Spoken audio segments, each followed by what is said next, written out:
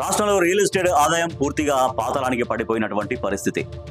రాష్ట్ర ప్రభుత్వానికి ప్రధాన ఆదాయ వనరుగా చెప్పేటువంటి స్టాంప్స్ అండ్ రిజిస్ట్రేషన్ల శాఖ ఆదాయం ఈ స్థాయిలో రాష్ట్ర చరిత్రలో, అంటే రాష్ట్రం ఆవిర్భవించిన దగ్గర నుంచి ఇప్పటిదాకా ఈ స్థాయిలో పడిపోవడం ఇదే మొట్టమొదటిసారి.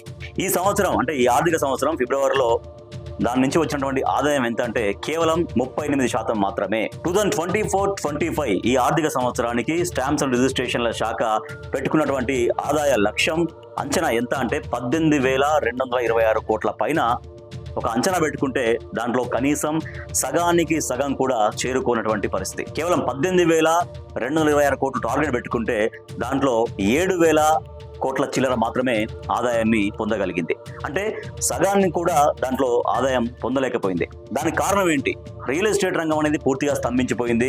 ప్రభుత్వం తీసుకున్నటువంటి అనాలోచిత నిర్ణయాల వల్ల, అంటే హైడ్రా కావచ్చు, తదితర కొన్ని, అంటే రియల్ ఎస్టేట్ రంగానికి ప్రోత్సాహం లేకపోవడం కావచ్చు, ఇట్లా టోటల్గా రియల్ ఎస్టేట్ రంగం అనేది స్తంభించిపోవడంతో దాని ఎఫెక్ట్ మొత్తం ఇవాళ రాష్ట్ర ఆదాయం పైన పడిన పరిస్థితి.